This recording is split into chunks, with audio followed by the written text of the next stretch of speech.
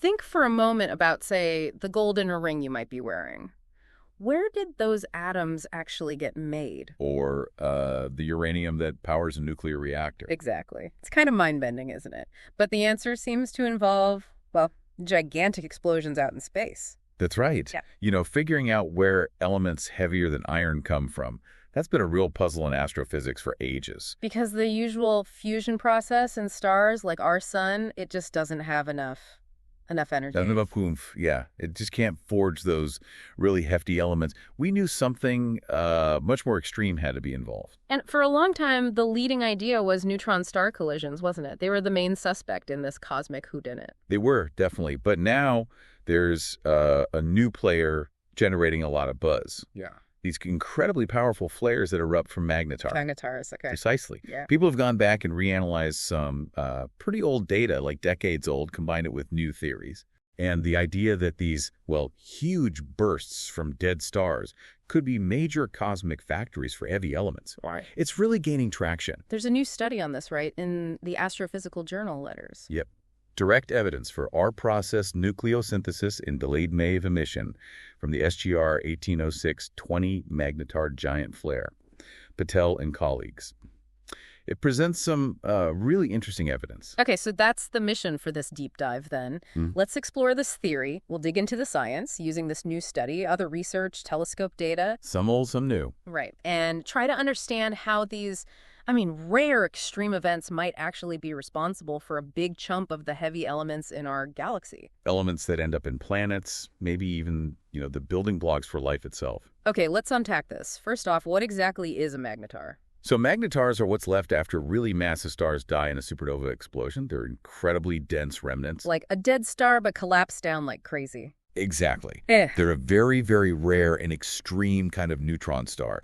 Think of a ball of neutrons just packed together with unimaginable force. And when you say incredibly dense, what are we talking about? Well, picture this. A single teaspoonful of stuff from a neutron star would weigh billions of tons here on Earth. Wow, okay. But the defining thing for magnetars, it's their magnetic fields. They're just astronomically strong. How strong? Trillions of times stronger than Earth's magnetic field. So strong they can literally twist atoms out of shape. That's hard to even imagine. I saw that quote from Todd Thompson, one of the researchers. Yeah. He said, they're close to being black holes, but are not. That kind of puts it in perspective, doesn't it, how extreme they are? It really does. They're right on the edge. Now, you mentioned the R process earlier. What exactly is that, and why is it so important for making these heavy elements? Right. The R process, it stands for Rapid Neutron Capture Process. Basically, it's a very specific, complex chain of nuclear reactions. Atomic nuclei just soak up neutrons incredibly quickly, much faster than they can decay radioactively. And that lets them build up into heavier and heavier elements. Exactly. Way beyond what normal star fusion can do. Scientists figured these conditions had to exist somewhere, but finding where, that was the tricky part. And neutron-star collisions were the prime candidate for a while. That 2017 detection was huge news. Oh, absolutely groundbreaking. We had LIGO detecting the gravitational waves. And then all the telescopes, NASA's included, jumping in to look at the light. Yes, and it was the first direct proof that these mergers really do forge heavy elements. We actually saw the fingerprints, the spectral signatures of new heavy elements and stuff thrown out by the collision. Amazing, like confirming decades of theory. Yeah. But it sounds like maybe collisions alone aren't the whole story. They might not make enough heavy elements. That's a really key point, yeah. While they definitely contribute, some models suggested maybe not enough, especially if you look back at the early universe, there just might not have been enough collisions happening early on. Ah, okay. So that discrepancy kind of pushed researchers to look for other possibilities. Exactly. And that's where the spotlight sort of swung back towards these magnetar flares.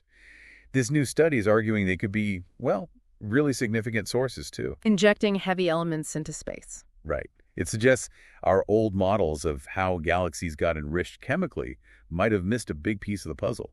It could change how we think about the whole cosmic recipe.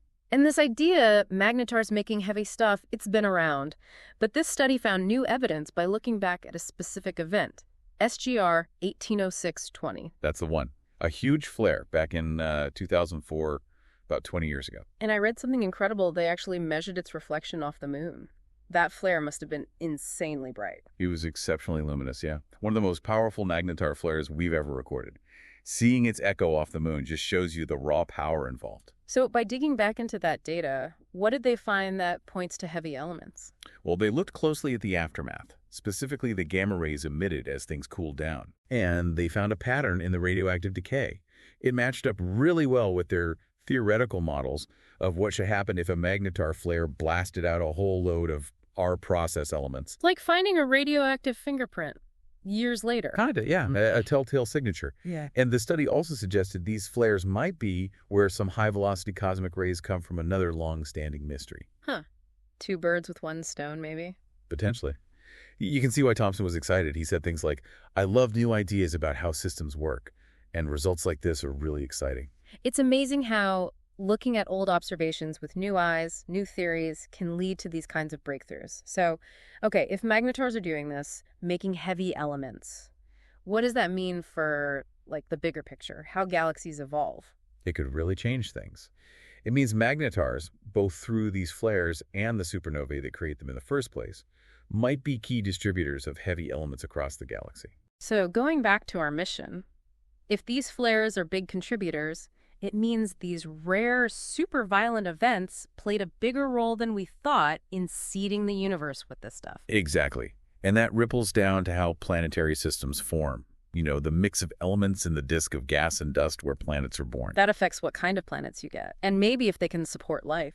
It certainly could. The availability of certain heavy elements is pretty important. And it's not just the gold and uranium, right? The original supernovae that make the magnetars, they also create basics like oxygen, carbon, iron. Absolutely vital elements. Thomson put it really well, I thought. He said something like, all of that material they eject gets mixed into the next generation of planets and stars. And billions of years later, those atoms are incorporated into what could potentially amount to life. It's pretty humbling, isn't it? The atoms in us might have been forged in these incredibly violent events. So the same kind of event that makes precious metals might also be crucial for, well, habitable planets elsewhere. That's quite a thought. It really connects things on a cosmic scale. Now, the deep dive outline also mentioned fast radio bursts briefly. What's the potential connection there? FRBs. Yeah, those are those really short, really intense blasts of radio waves from other galaxies. We still don't know exactly what causes them. Another cosmic mystery. Right. But understanding how matter gets blasted out, how these immense magnetic fields behave during a magnetar flare, they could give us clues about the physics needed to make an FRB. So the extreme conditions in a flare might also be able to generate those radio bursts. It's a leading idea, yes. The energy involved is certainly in the right ballpark. Magnetars are definitely top candidates for causing FRBs. But it sounds like actually seeing these flares well enough to confirm all this is really hard. That's the big challenge. These giant flares are rare, maybe one every few decades for any single magnetar. And they're overfast. And our current big telescopes like Webb or Hubble, they're not really designed for this. Not for the specific kind of high-energy emissions, the MEV gamma rays mentioned in the study title, that would really nail the evidence for fresh elements. MEV emission, meaning mega-electron volt gamma rays, like really high-energy light. Exactly. That's the energy range where you expect to see the signatures of these newly synthesized radioactive elements decaying. Even Fermi, the gamma-ray space telescope, can usually only catch the brightest bits of nearby flares. But there's hope on the horizon. A proposed NASA mission called COSI. Yes, the Compton Spectrometer and Imager. COSI is specifically designed to look for these kinds of energetic events across the Milky Way. And it could potentially identify the specific elements from a future flare.